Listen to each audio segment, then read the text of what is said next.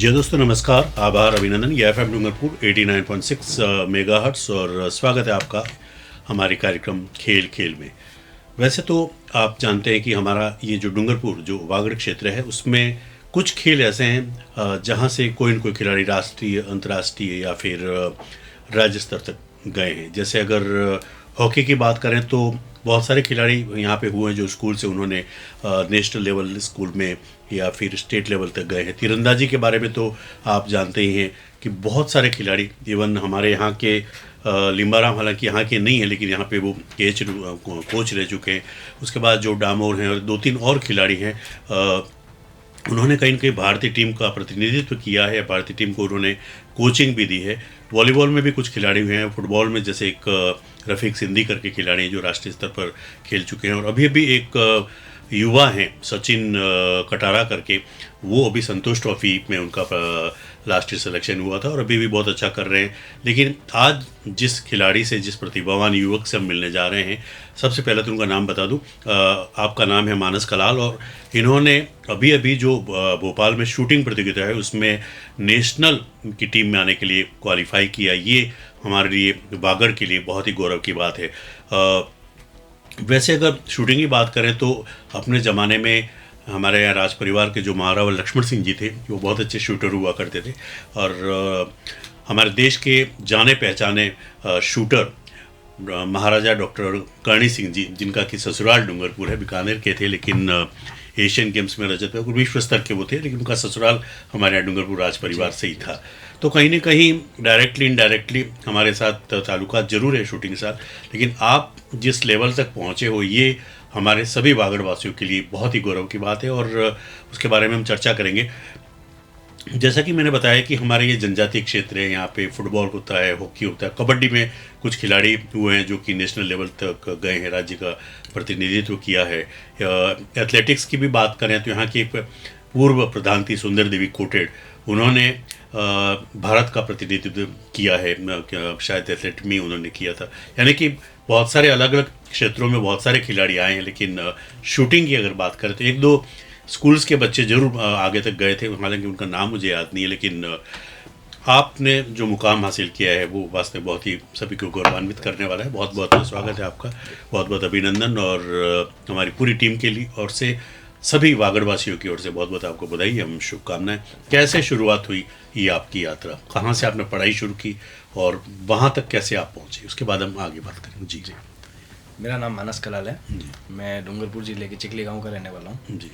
मेरे father by profession teacher हैं, तो उन्होंने हमेशा से पढ़ाई में ज़्यादा मेरा फोकस रखा है। मैंने अपनी स्कूलिंग करी है 11th-12th उदयपुर से, फिर मैं कॉलेज करने गया था बांसवाड़ा लियो कॉलेज में, मैंने मेरी ग्रेजुएशन कंप्लीट की है। 2020 में मेरी ग्रेजुएशन हो चुकी थी। फिर कोरोना आ गया तो 1-2 साल घर पे ऐसे ही निकल चुके थे। तो फिर हमने सोचा अब क्या करें, कंपटीशन एग्जाम्स की बात थी फिर तो इसके बाद ग्रेजुएशन के बाद तो मैं जयपुर शिफ्ट हुआ था। वहाँ पे मेरा एक फ्रेंड है जयपाल सिंह राणावत, प्रतापगढ़ का है वो भी अपने इस बेल्ट की हैं। तो उन्होंने इसमें मुझे ज्ञान दिया। वो ऑलरेडी ट्रैप शूटिंग होती है इसमें, इस बड़े लेवल पे वो कर रहे थे वो, पर वो बहुत एक्सपेंसिव वो थी शूटिंग थी उसमें। तो आप एक कारतूस की रेट ही पूछोगे तो 80-90 रुपये का एक कारतूस आता है, जो 12 बोर आती है बंदूक, वो शूटिंग वो कर रहे थे जी। तो फिर उनके थ्रू मैंने शूटिंग के बारे में जाना और उन्होंने बताया कि ऐसा ऐसा भी होता है, तुम भी कर सकते हो, मैं कर रहा हूँ। तो फिर मेरे को रुचि जगी, फिर मैंने उनसे पूछा और उनके जीजा थे उदयपुर में, मेरे कोच हैं जो शिवांगी कानावत और आकांक्षा कानावत, दोनों बहनें ही हैं। अच्छा जी। तो वो मेरे कोच थे, उन्होंने मुझे सिखाया और 2-3 साल से मैं इन फील्ड में हूँ। तो अब जाके मैंने नेशनल में क्वालिफाई किया है और अब आगे जाके जो भी है इंडियन टीम के ट्रायल्स के लिए मुझे आगे मिलेगा जो भी, तो मैं कोशिश पूरी करूँगा जी। होता ना कि कबड्डी हम गलियों में खेलते रहते हैं, बचपन में खेलते हैं, हालांकि तीरंदाजी तो नहीं, लेकिन कबड्डी है, वॉलीबॉल है, फुटबॉल है, भले बड़े लेवल पे नहीं खेलते हो, कहीं कहीं छोटे लेवल पे खेलते हो। उसके बाद अगर आप एक लेवल तक पहुँचते हो तो आपके लिए कोई नई चीज़ नहीं होती है। मतलब फुटबॉल है, कबड्डी है, वॉलीबॉल, तमाम चीज़ें जो हैं, लेकिन शूटिंग बिल्कुल आपके लिए तो नया ही होगा शायद। ठीक है, आपने नाम सुना होगा, ये बात ज़रूर है, लेकिन और आपके जो रूम पार्टनर थे उनसे कैसे मिलना हुआ? लोकेंद्र सिंह राणा, मेरा जयपाल सिंह राणावत। जयपाल सिंह जी वो मेरे क्लासमेट रह चुके हैं। 11th में ही हम मिले थे उदयपुर में ही। ओके ओके जी, तो वहाँ से वो हम क्लासमेट भी थे और हॉस्टल में हम मेट्स भी थे, रूममेट्स। तो तब से हमारा दोस्ती याराना है जी। तो हम बहुत टाइम बाद मैं उनसे मिला था जयपुर में जी। कांटेक्ट करके हम साथ में रुके थे। फिर उन्होंने मेरे को इसको डिस्कवर थ्रू किया, मैंने उनके थ्रू डिस्कवर किया इस शूटिंग को। उन्होंने मुझे बताया कि ये बहुत अच्छी चीज़ है। उन्होंने मुझे पहली चीज़ ये बताई कि आप शूटिंग के थ्रू कंपटीशन एग्जाम्स हैं उनमें भी एक कोटा आता है, स्पोर्ट कोटा करके। जी। तो उन्होंने ये चीज़ बताई, मुझे बहुत वो लगा कि भीड़ आजकल कंपटीशन एग्जाम्स में बहुत है। तो मैंने कहा ये भी एक बहुत अच्छा जरिया है। तब मैंने उस हिसाब से मैंने सोचा था, पर अब मेरा बदल गया फोकस, क्योंकि इस फील्ड में बहुत कुछ है, ये नौकरी ही सब कुछ नहीं है। तो उस हिसाब से मैंने शुरू की थी और उनके थ्रू मैंने ये सब जाना और पहचाना। जी। कैसे शुरुआत की आपने, क्योंकि बिल्कुल नया होगा आपके लिए? बिल्कुल जी। ये एक्सपीरियंस बहुत मेरे लिए, क्या बोलूँ इसको, मैं फीलिंग को समझा नहीं पाऊंगा आपको, पर बहुत अजीब था। पहली बार जब मैंने गन पकड़ी थी तब मैंने प्रोन शूटिंग होती है, स्नाइपर जो लेट के खेलते हैं, प्रोन शूटिंग, वो वाली स्नाइपर वाली मेरी शूटिंग होती है। तो मैं पहली बार जब गन पकड़ी थी, वो बहुत हैवी होती है वो गन, तो पकड़ते ही ऐसा सोचा था कि ये मैं कैसे कर पाऊंगा। मैंने सोच तो लिया था कि ये कलम चलाना आसान है और हथियार चलाना ये है, पर वो लगा भी था उस दिन, पहली बार महसूस हुआ कि नहीं, हथियार चलाना मामूली चीज़ तो नहीं है। पर फिर मैंने सोचा कि अब आज तक किसी चीज़ में मैंने मेरा 100% दिया नहीं है, तो मैंने सोचा इसमें मैं कभी हार नहीं मानूंगा। तो उस दिन से आज दिन तक मैं मेहनत करता गया और फिर जाके मुझे ये सफलता हासिल हुई। शुरुआत में रोजाना कितने घंटे प्रैक्टिस करते थे वहाँ पे? मेरा डेली का रूटीन था, 2 घंटे तक मैं प्रैक्टिस करता था। उनके साथ ही जाते थे आप? हाँ जी जी जी। फिर वहाँ से कैसे शुरुआत हुई? कोई छोटा मोटा टूर्नामेंट आपने खेला या किस तरह से शुरुआत होती है? स्टेट के मैं 2-3 महीने पहले ही फर्स्ट टाइम इस फील्ड में गया था, तो डायरेक्ट स्टेट ही मेरा पहला टूर्नामेंट था। और स्टेट में ही मेरा जिंदगी का जो पहला स्टेट था, उसी स्टेट में मैंने नेशनल का जो क्वालिफाइंग स्कोर होता है तभी मार दिया था मैंने। तो तभी मेरे को बहुत मेरे को प्राउड फील हुआ, तो खुद पे भी, और कोचेस ने भी मेरे को बोला कि तू बहुत अच्छा खेला है, तो तू बहुत अच्छा आगे जा सकता है। तो मुझे बहुत वो हो गया था, पर फिर मेरे अंदर एक डर बैठ गया कि अब क्या होगा। तो मेरे शूटिंग क्या एक इमोशंस का भी गेम है। आपने अगर वहाँ पे बूल में 10 मारा है तो आपका एक हैप्पीनेस भी एक इमोशन है, तो उसको भी आपको कंट्रोल करना है। और गलती से 9 चला गया है तो वो भी आपका एक सैडनेस आती है, तो वो भी एक इमोशन को, हार्ट बीट को कंट्रोल करना है। अदरवाइज क्या है कि इसमें तो ब्रीदिंग का भी गेम है, अगर ब्रीथ भी आप कर रहे हो और शॉट बिगड़ गया तो वो सब इमोशंस बहुत कंट्रोल होते हैं।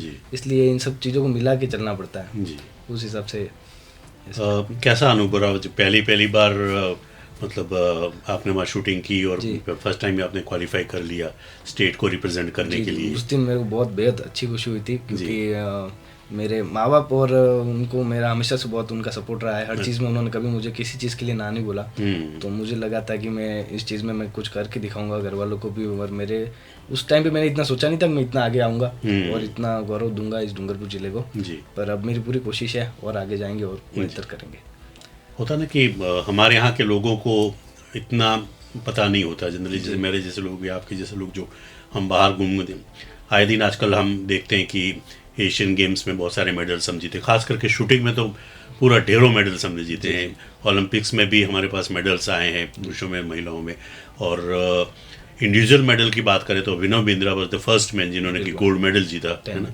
तो ऐसे बहुत सारे खिलाड़ी, बहुत ही लंबी, नारंग की बात करें, विजय कुमार की बात करें, चंदेल की बात करें, बहुत लंबी फहरिस्त है। अभी जो 2 कांस्य पदक जीते थे, अभी जो खिलाड़ी थी उसने महिला खिलाड़ी थी। तो आज कहीं ना कहीं भारतीयों का अगर खेल जगत की बात करें, खास करके हमारे देश के प्रधानमंत्री जिस तरह से पिछले कुछ सालों से हमारे खिलाड़ियों को प्रोत्साहित करते आ रहे हैं, और शूटिंग में मुझे तो लगता है कि भारत का नाम बहुत ऊंचा ले जाने में या विश्व स्तर तक पहुंचाने में कहीं ना कहीं शूटिंग का बहुत बड़ा योगदान है।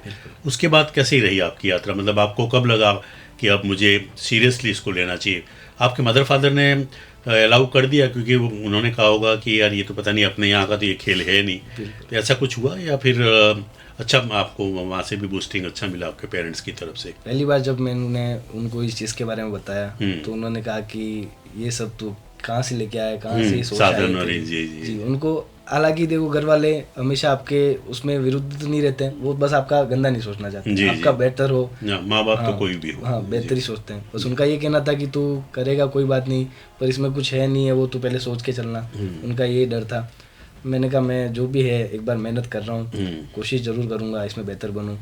तो उनका सपोर्ट तो मुझे रहा जी। उनके सपोर्ट से ही मैं जो भी हूँ आज यहाँ पर, उनके उससे ही बदौलत ही हूँ। जी जी। कल अगर कोई हमारे डूंगरपुर का एक नया लड़का आपके पास आता है, जैसे आप लोकेंद्र सिंह राणावत से मिले, जी, जयपाल ऐसा सिंह राणावत। हाँ जयपाल सिंह बोलो, लोकेंद्र सिंह जयपाल सिंह राणावत से आप मिले और उन्होंने चीज़ें सिखाई, अगर आपके पास कोई हमारा नया युवा आता है, हालांकि उसके बारे में हम बातचीत करेंगे युवाओं के लिए, तो क्या क्या चीज़ें ध्यान रखनी पड़ती हैं शुरुआत में? जैसा कि आपने बताया ब्रीथिंग का ध्यान रखना पड़ता है, डेली लाइफ में और क्या चीज़ें, एक अच्छा शूटर बनने के लिए क्या क्या चीज़ें होंगी? बहुत सी चीज़ें हैं शूटिंग के लिए, जैसे कि ये गेम ही एक डिसिप्लिन का है। जी जी। इसमें ब्रीथिंग से लेके आपके एक्शन तक हर चीज़ मायने रखती है। जी। आपकी डाइट, फूड, हेल्थ, गट, बहुत चीज़ें इसमें मैटर करती हैं। जी। इसमें आपको अपना ओवरऑल शरीर को फिट रखना पड़ता है। जी। और मेन चीज़ है माइंडसेट। माइंडसेट को, शूटिंग का गेम ही माइंडसेट का है। जी। उसमें आपको कभी भी हार मिले तो उसको मानना नहीं है, आपको बस लड़ते जाना है इस गेम में, तो ही आप इसको वो कर पाओगे। जी। कंसंट्रेशन बहुत ज़्यादा जरूरी है। बहुत डिसिप्लिन भी बहुत इसमें मैटर करता है। क्योंकि कुछ खिलाड़ियों को मैंने देखा है, हालांकि शूटिंग की बात नहीं है, गीत सेठी जो हमारे बिलियर्ड्स के चैंपियन रह चुके हैं, जब मैं मुंबई में था जहाँ पे मैं कार्यरत था CCI में, तो वहाँ पे भी कोई प्रतियोगिता थी, तो वो अपने रूम से नीचे आए और मतलब उनके फेस से इतना कंसंट्रेशन लग रहा था कि बस, क्योंकि वो इंटरनेशनल टूर्नामेंट था कोई, तो ऐसा शायद बिलियर्ड्स में उसमें तो ठीक है, फुटबॉल और उसमें, लेकिन शूटिंग में तो और ज़्यादा रखना पड़ता है, क्योंकि आपको मालूम है अर्जुन वाली जो कहानी आपको याद ही होगी। और आप जिस समाज से आते हो, आपके जो कुल देवता हैं वो भी सहस्त्रबाहु अर्जुन ही माने जाते हैं। तो ये बताइए कि शूटिंग में एक तो कॉन्सेंट्रेशन की बहुत ज़्यादा ज़रूरी है, लेकिन कितने प्रकार की ये जो शूटिंग में कौन कौन से इवेंट्स होते हैं? शूटिंग बहुत प्रकार की होती है। 10 मीटर पिस्टल, 10 मीटर राइफल, जी, 25 metre pistol, 50 metre rifle, 50 metre pistol, जी जी, और ट्रैप शूटिंग। जी, बहुत विभिन्न प्रकार हैं शूटिंग के, जी, अलग अलग है। सबसे जैसे कि मैं सस्ती तो क्या बोलूँ, शूटिंग तो एक महंगा स्पोर्ट ही है, जी, जी, पर मैं उसको लेके चलूँ तो सबसे पहले आपको लेस एक्सपेंसिव आएगी, वो 10 मीटर आएगी, फिर 50 मीटर, और ट्रैप सबसे एक्सपेंसिव। अच्छा अच्छा जी। गवर्नमेंट की तरफ से कुछ हेल्प मिलती है खेल विभाग की ओर से आपको इसमें? फिलहाल तो नहीं है, क्योंकि पर आई थिंक आपने भी थोड़ी देर पहले बताया था कि जो राइफल वो 7-8 लाख रुपए की होती है, तो हमारे जैसे एक मिडिल क्लास फैमिली वाले के लिए एफर्ट करना, हालांकि सिटी में तो बहुत सारे लोग कर पाते होंगे, आज भी बहुत सारे 8 लाख बहुत बड़ी रकम होती है, बहुत रकम जी, सही बात है। तो ऐसी की कठिनाई आपके सामने आई कि अभी भी आप किस तरह से प्रैक्टिस करते हैं? प्रैक्टिस तो ऐसा था कि खुद की गन तो वैसे भी अभी अपन ला नहीं सकते, उसके लिए आम लाइसेंस चाहिए जी, तो उस हिसाब से वो मिलता है लाइसेंस, फिर आपको ग्रांट होती है गन, तो तब आप ला सकते हैं। और फिलहाल तो आप अगर प्रैक्टिस करनी है तो बहुत से कोचेस हैं, आपको रेंट पे दे सकते हैं, आपको रेंट पे दे के आपको कोच बन के वो आपके प्रैक्टिस कराते हैं जी। तो इसमें इतना कोई एक्सपेंसिव होता नहीं है, 10-15 हज़ार महीने का वो कुछ रहता है, उसमें कोचिंग फीस वगैरह भी इंक्लूड हो जाती है जी। तो एक अच्छे अमाउंट मतलब उस पर आपको मिल जाएगी जी जी। ऐसा कोई अनुभव आप साझा करना चाहेंगे हमारे साथ? आपने शूट किया, 10 बुल में गया, 10 फिर वापस 10 गया, फिर 9 गया, फिर अचानक आप एकदम 6 या 5 पे पहुंच गए और आप उस टूर्नामेंट को जीतने वाले ही थे, और एकदम आप ऐसा कभी हुआ है आपके साथ? बहुत अच्छी कहानी है इसके लिए मेरे पास। देहरादून में स्टेट मैंने जयपुर में क्लियर कर दिया था जी। देहरादून मेरा प्री नेशनल था, 3 स्टेज होते हैं इसमें, अच्छा, स्टेट, प्री नेशनल और नेशनल जी। तो 2 साल से मैं स्टेट तो क्लियर कर ही रहा था और प्री नेशनल तक पहुंच ही रहा था। तो लास्ट ईयर मतलब स्टेट क्लियर किया, प्री नेशनल हुआ था देहरादून में। अच्छा जी, वहाँ पे मैं गया, स्कोर किया, इसमें 600 आउट ऑफ 600 567 स्कोर लाना होता है। अच्छा, तो बहुत अच्छा खेल रहा था मैं उस टाइम पे, पर क्या हुआ क्या पता, मैंने 10 में से 9 तो मैंने 10 मारे। अच्छा, और क्या पता क्या मानस बना मेरा, क्या पता ब्रीथिंग वो इमोशन कंट्रोल नहीं हुआ, क्या हुआ, मैं बुलेट अंदर फिट करने गया और जैसी गन हाथ में थी, मैंने मेरा वापस यहाँ चीक लगाना होता है, चीक लगाने गया, पर मेरी उंगली जो ट्रिगर पे रह गई, हर बार उंगली हटा देनी चाहिए, फिंगर वहाँ पे नहीं रखना चाहिए, तो पर मैंने जैसे चीक रखने गया और वहाँ पे वो था, वो दब गया, और वो सर आपने बोला 5-6 भी नहीं गया, वो 0 चला गया। अच्छा, तो पूरा माइनस हो गया, पूरा माइनस हो गया वो। और हर बार मैं रह जाता था 2-5 से, और उस बार मैंने 560 मारा है और वो 0 था, अदरवाइज मैं तभी हो जाता और मैं कब से नेशनल हो जाता। अच्छा, जैसे आपने जनरली आप कंपटीशन एग्जाम देते रहे, माइनस मार्किंग होती है बहुत बार जी, तो ऐसा होता है कि 10 मारा, 9 मारा, 8, फिर 10 मारा, 9 मारा, लेकिन लास्ट कितने राउंड होते हैं इसमें टोटल? आपको 60 राउंड्स मिलते हैं, एक ही साथ करने पड़ते हैं कि बीच में आपको इंटरवल मिलता है उसमें? इंटरवल तो आपके हिसाब से 50 मिनट का टाइम मिलता है। अच्छा, अब आप जैसे उठो आपकी इच्छा। अच्छा, 50 मिनट में आपको 60 गोलियां चलानी होती है।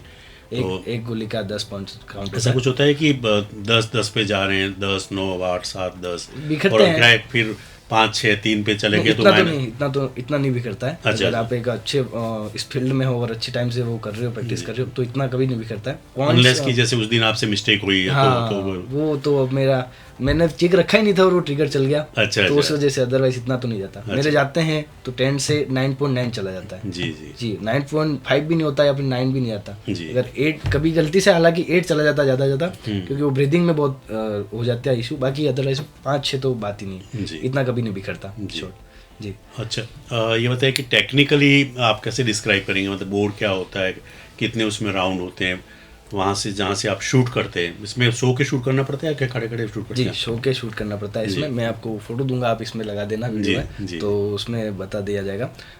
आपने आर्चरी तो देखी होगी। हाँ, जी जी, कमान जी। उसमें जो रहता है सेम बुल इसमें भी। अच्छा, बुल उसमें भी रहता है, ठीक है, उसमें कलरफुल रहता है, इसमें ब्लैक रहता है। अच्छा, इसमें आपको जैसे कि 1, 2, 3, 4, 5, 6, 7, 8, 9, 10 टोटल 10 राउंड होते हैं। बिल्कुल, पॉइंट में सेंटर में 10 होता है। बस आपको वो अर्जुन की वाली मछली वाली आँख है ना, बस वही देखनी है उसमें। अच्छा, अब इतना बड़ा बुल है, मतलब एक आँख ही दिखेगी वैसे दूर से, तो 50 मीटर दूर से तो एक आँख ही दिखती है, बस उस आँख के भी बीच में मारना है आपको। जी जी, बस ये चीज़ है जी। और ऐसा कोई टूर्नामेंट आपको याद रहा, जैसे कि हमारे फुटबॉल में कहते भी मैंने उस टूर्नामेंट में 4 गोल किए, या IPL में मैंने 140 रन बनाया, जो भी, मतलब आपने मैक्सिमम जो आपका प्रदर्शन। मैंने ये नेशनल से पहले जो प्री नेशनल खेला उसमें मैंने बहुत अच्छा स्कोर किया था, वो देहरादून वाला। जी, वो 564 में से मैंने 600 स्कोर किया था। अच्छा अच्छा जी, डेसिमल्स में। जी, नेशनल होता है वो 564, मतलब एक आप गोल कह रहे हो ना, ये सेंटर है जैसे। जी जी। अब इसमें ये जो सेंटर है, प्री नेशनल में ये 10 ही गिनाता है। अच्छा, काउंट होता है। पर अब नेशनल में ये 10.9 काउंट होता है। अच्छा अच्छा। जो उसके भी बीच में जो एक छोटा सर्कल है ना, वो 10.9 होता है, 1.9। अच्छा, उसकी बहुत मान्यता है। तो वो 564 हो जाता है स्कोर। तो उसमें से मैंने 600 प्री नेशनल में बहुत अच्छा मैंने किया था। इसमें ऐसा भी होता है कि कोई खिलाड़ी राइफल के साथ ट्रैप शूटिंग में भी भाग ले सकता है, और राइफल जी, सारे स्पोर्ट खेल सकता है। इसमें कोई आपको वो ऐसा नहीं है कि बंधन है कि आप इधर बंधे रहो, या ऐसा कुछ भी नहीं है। आपको मर्जी से, आप फुली फ्रीडम है इसमें, जितना आप चाहो खेल सकते हो, बस आपका जेब भारी होना चाहिए। अच्छा। हाँ, खेल ही होता है, और कहते हैं ना कि दर्द होता है, भले कोई भी दर्द हो। बिल्कुल। तो खेल आपके जैसे शूटिंग में आपने बहुत सारे बताए, ट्रैप शूटिंग है, फिर अलग अलग जो भी चीज़ें आपने बताई, तो उसमें सबसे कठिन कौन सा होता है? हालांकि हर टूर्नामेंट, हर खेल अपने आप में बहुत ही टफ होता है, और खास करके निशानेबाजी का तो, लेकिन एक कहते हैं ना कि ये बड़ा टफ है, वो कौन सा आपको लगता है? देखो, अब इसमें तो ऐसा है आपने किया है कि खाली आप राइफल पे ही ज़्यादा? वही मैं कहना चाह रहा था कि अभी मैं किसी और उसमें गया नहीं हूँ। अच्छा, सिर्फ मैंने राइफल में ही रखा है, तो अभी मैं किसी और पे टिप्पणी कर नहीं पाऊंगा। जी जी, क्योंकि फिर वो उसकी तौहीन हो जाएगी। जी जी, अच्छी बात नहीं है वो। जी। तो फिलहाल तो मेरे लिए यही बहुत टफ था। जी जी, तो इसको भी मैंने 3 साल लगे इसलिए, इस हिसाब से। जी जी। बाकी टफ तो शूटिंग तो टफ होती है। शूटिंग टफ होती है, और खास करके वो निशानाबाज बिल्कुल, क्योंकि एक बार मौका गया तो वो गया, वापस नहीं आता है। और लगातार 60 मिनट, कितना 50 मिनट्स आपको मिलते हैं, और लगातार 50 मिनट तक एक ही चीज़ पे एकाग्रता बना रखना, वही बहुत बड़ी बात होती है। जी। और उस समय और क्या चीज़ों का ध्यान रखना पड़ता है जब आप अंदर जाते हैं शूटिंग में? उस टाइम शूटिंग में अभी मैच के दौरान आपको जब भी आप बीच में, मैच के बीच में अगर आपको उठना है, तो सेफ्टी फ्लैग होता है, वो गन में डालना पड़ता है। अच्छा अच्छा। वो गन की जो नोजल जाती है, उसमें जो बुलेट्स पड़ते हो आप, उसकी जगह वो डालना पड़ता है, अदरवाइज वो डिस्क्वालीफाई या फिर आपके पॉइंट माइनस हो जाते हैं। अच्छा। इन छोटी छोटी चीज़ों का बहुत वो ध्यान रखना पड़ता है। जी, अगर आप उठ भी रहे हो और अपने कोच से पीछे बात करने जा रहे हो, तो आपको उनको बोल के जाना पड़ेगा कि मैं जा सकता हूँ, पूछना पड़ेगा। बहुत सी चीज़ें इसमें वो मैटर करती हैं। वहाँ पे फ़ोन लेके नहीं जा सकते आप। अच्छा, बहुत सी चीज़ें। पहले तैयारी कैसे करते? कितने घंटे पहले तैयारी आपको करनी पड़ती है, और क्या क्या चीज़ें? 1-2 दिन पहले भी कुछ चीज़ें ध्यान रखनी पड़ती हैं डाइट में, आपकी जो डेली रूटीन की चीज़ें होती हैं? डाइट तो हल्का फुल्का ही खाना चाहिए इसमें, वैसे भी जंक फूड तो अलाउड ही नहीं है। जी जी। बहुत आपकी मिनिमल जो अच्छा प्रोटीन वाला और शुद्ध जो खाना होता है वही खाना चाहिए।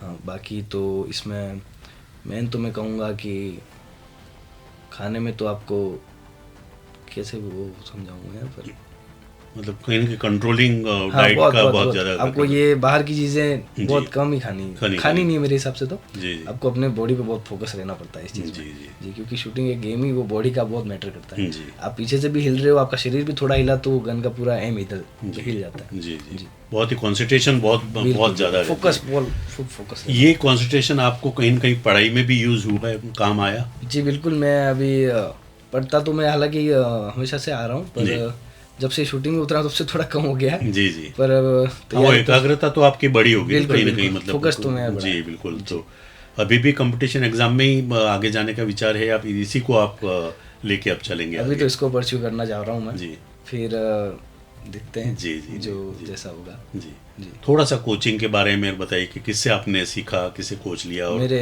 कोच हैं, एक जी। जीजा हैं, जी। जो मेरा फ्रेंड, मैंने नाम बताया जयपाल सिंह राणावत, जी। उनके ही जीजा हैं। अच्छा तो वो उदयपुर में ही वो रहते हैं। जी दोनों बहनें, शिवांगी कानावत और आकांक्षा कानावत, जी उनके पास गया था मैं। जी। महाराणा प्रताप खेलगांव, अच्छा अच्छा वहाँ पे कोचिंग रेंज है। जी। 50 मीटर 10 मीटर की रेंज है वहाँ पे। जी वहाँ पे तो आपके वो यहाँ पे उदयपुर बेल्ट में तो यहाँ पे 50 मीटर की रेंज है नहीं। अच्छा। तो उनके पास गन थी, तो मैंने गन के थ्रू पहले होल्डिंग चालू की।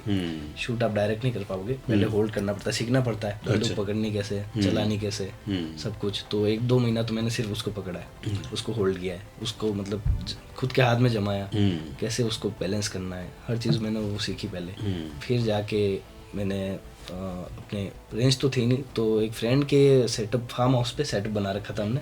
50 मीटर का हमने वो डिस्टेंस माप के, अच्छा और सामने वो रेत के वो कट्टे वगैरह बना के वहाँ पे बुल लगा के हम थोड़ी अपने हिसाब से प्रैक्टिस कर लेते थे। जी ऐसा करते थे। जी दोस्तों, ये FM डूंगरपुर 89.6 मेगाहर्ट्ज़, और आज हमारे साथ हैं हमारे डूंगरपुर के चिखली की मानस कलाल, जिन्होंने कि अभी नेशनल के लिए क्वालिफाई किया है। और अगर हम सब आओ मिलके इनके लिए प्रार्थना करें, अगर नेशनल में क्वालिफाई हो जाते तो हमारे लिए तो बहुत ही बड़े गौरव की बात होगी।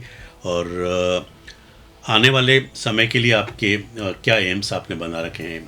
क्योंकि पहले ही, जैसा कि आपने बताया कि भोपाल में पहले ही दिन आपका ये टूर्नामेंट हुआ और वेरी फर्स्ट डे आपने क्वालिफाई कर लिया। तो लेट्स होप कि आप शायद आपका सिलेक्शन हो जाएगा। मेरा भी यही सोचना है। तो अभी ये बताइए कि और क्या चीज़ें आपको ध्यान रखनी पड़ती हैं इसमें, खास करके शूटिंग के लिए, राइफल शूटिंग में? राइफल शूटिंग में मेरे को अभी आगे जाने के लिए इसमें अभी पूरी तरीके से मेरे को इसमें लीन होना है। जी जी क्योंकि इसमें पॉइंट्स, डेसिमल का भी बहुत माइन्यूट चीज़ों का फ़र्क पड़ता है। मिनिमल गेम है ये, बहुत एक एक चीज़ का बहुत ध्यान रखना पड़ेगा। तो इसमें मेरे को आगे अगर जाना है तो अब जो भी नेशनल्स होंगे उसमें मेरे को अपने हिसाब से अच्छी प्रैक्टिस देनी है, खुद का 100% देना है। उस हिसाब से अगर ध्यान मेरा उसमें पूरा रहा, मैं अपना पूरा अर्पित कर पाया उसमें, तो आगे जाके इंडियन शूटिंग टीम बनती है, उसमें ट्रायल्स होते हैं। वो ट्रायल्स आप उसमें अच्छा स्कोर करते हो तो इन फ्यूचर आपको इंटरनेशनल जाने का मौका। इसमें और भी टूर्नामेंट होते होंगे ऐसे? और कोई टूर्नामेंट है आपके ध्यान में जो आपने पार्टिसिपेट किया? बिल्कुल बहुत होते हैं, ओपन टूर्नामेंट होते हैं। जी जी वो जो बहुत अलग अलग वो कराते हैं, तो बहुत खेले हैं मैंने। जी जी। अब यहाँ पे अगर आप आते हो तो यहाँ प्रैक्टिस घर पे कैसे करते हो? क्योंकि कुछ है नहीं, घर पे तो कुछ नहीं है। गन रहती है तो गन वहाँ पे उनके कोच के पास ही रहती है, वो मैं ला नहीं सकता, लाइसेंस चाहिए उसके लिए। अच्छा अच्छा जी जी। तो अभी तो मैं जैसे नेशनल क्वालिफाई हुआ हूँ, तो मैं अगर सरकार से दरखास्त करूँगा, अगर वो दे पाए मुझे प्रैक्टिस के लिए, तो गन और आर्म लाइसेंस मिल सकता है। तो उस आर्म लाइसेंस से मैं अपनी गन इक्विप कर सकता हूँ, और एमुनेशन वगैरह मैं खुद से अपना वो करके प्रैक्टिस कर पाऊँगा। जी जी। अच्छा ये बताइए कि इसी शूटिंग की अगर हम बात करें तो और कौन मतलब इसमें फ़ायदा भी होता हो कंपटीशन एग्ज़ाम के लिए? क्योंकि कुछ परसेंटेज मिलते हैं स्पोर्ट्स का, जहाँ तक मुझे याद है। तो अभी तक आप किस लेवल तक पहुंच चुके हो वहाँ पे? मतलब कितनी आपको हेल्पफुल रहेगा भविष्य में ये भविष्य में बहुत, मैंने जहाँ तक सुना है बहुत हेल्पफुल है। और मेरे को दो चार दोस्त भी हैं जो इस फील्ड में थे, तो उन्होंने इसके थ्रू जॉब भी ली है। आज मेरे एक फ्रेंड है जयराज करके, वो पटवारी भी है। जी। वो कहाँ पे? अपने डूंगरपुर पे? नहीं, वो दिलवाड़ा के हैं। अच्छा अच्छा जी, उदयपुर के पास। अच्छा, हाँ। तो उन्होंने इस फील्ड से नौकरी ले रखी है। अच्छा। उनकी सिस्टर है, उनको मिली तो उनके थ्रू उनको सिखाया, उनको आगे बढ़ाया, आज वो भी टीचर हैं। अच्छा। जी तो ये कंपटीशन एग्जाम्स में तो बहुत हेल्पफुल है जी। तो एक कोटा मिल जाता है आपको अलग से, अगर उसमें कंपटीशन नहीं है तो बहुत अच्छा आप आगे जा सकते हो। मेरे एक फ्रेंड है मोहित करके, मोहित शेखावत। अच्छा जी।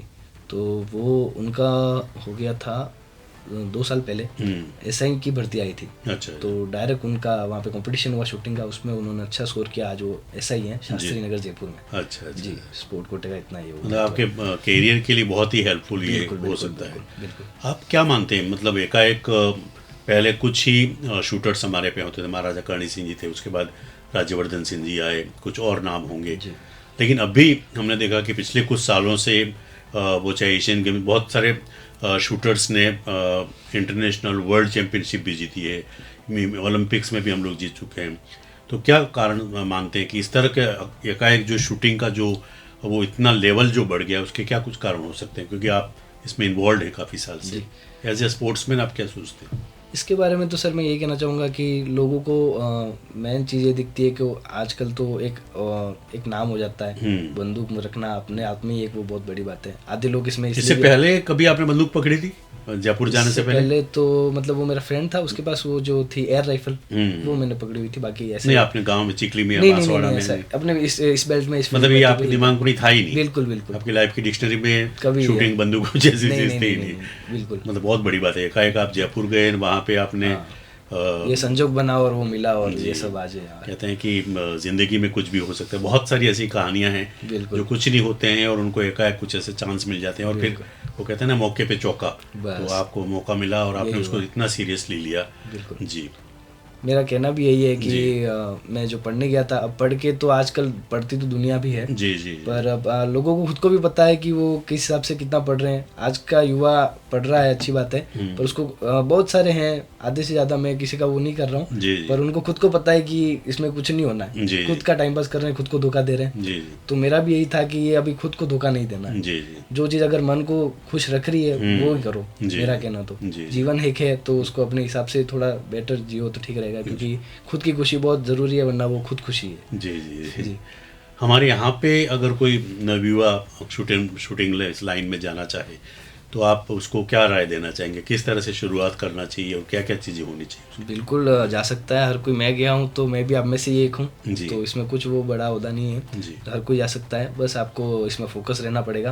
अभी हार बहुत मिलती है, मैं बहुत रोया हूँ जब टूर्नामेंट हारा हूँ, मैं बहुत टूटा हूँ, मैंने बहुत खुद को संभाला है, अकेले कोई आता नहीं है। तो इसमें खुद को बहुत संभालना पड़ता है, बस हार नहीं माननी है। अगर आप दे रहे हो किसी भी चीज़ में, शूटिंग की बात नहीं, कोई भी XYZ गेम में, पढ़ाई हो, कुछ भी, आप अपना 100% दे रहे हो तो ये आप उसमें कुछ कर पाओगे। हार मानोगे तो कभी नहीं है। स्टेप बैक तो होना ही नहीं चाहिए मेरे हिसाब से। मैंने भी पहली बार किसी चीज़ में अपना 100% दिया था और ये पहली बार में हुआ। मैंने आज तक किसी चीज़ में, ठीक है, हर काम में आधा अधूरा छोड़ देता था। मेरे घर वाले भी आज तक ये कहते थे तू क्या करेगा।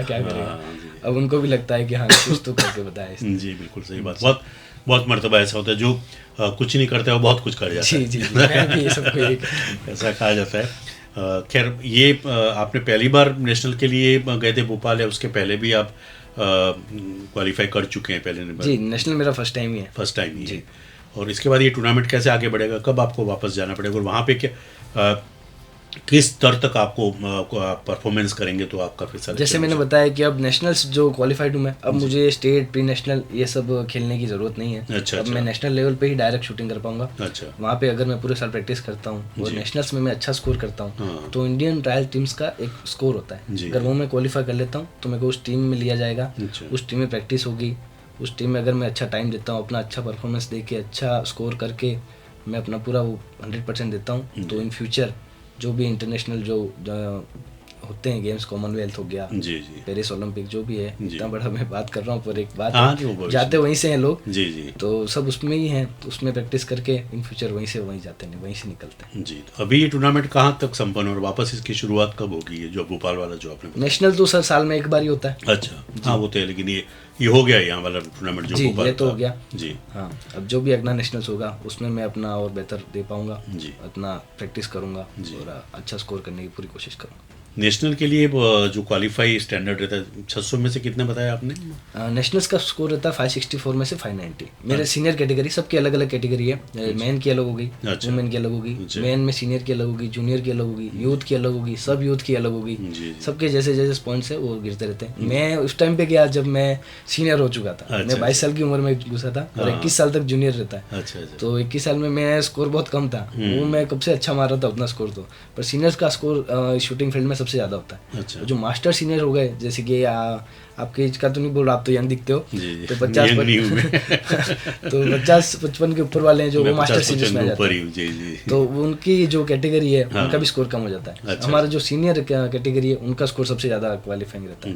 जी। राजस्थान में और कौन से खिलाड़ी हैं जो जिनसे आपको आशा है कि ये भविष्य में जाके हमारे देश के लिए खेल सकते हैं, नेशनल्स के लिए? जी, मैं अब किसी और की तो क्या बात करूं, जो मेरा फ्रेंड है जयपाल, उसने ये शूटिंग भी कर रखी है 50 मीटर भी। वो स्टेट खेला था, वो स्टेट में उसने बहुत अच्छा गोल्ड मारा था। जसपाल राणा भी हुआ करते थे। जी बिल्कुल, उनका मैं परिचित हूं। उन्होंने भी काफी प्रतियोगिताएं जीती है।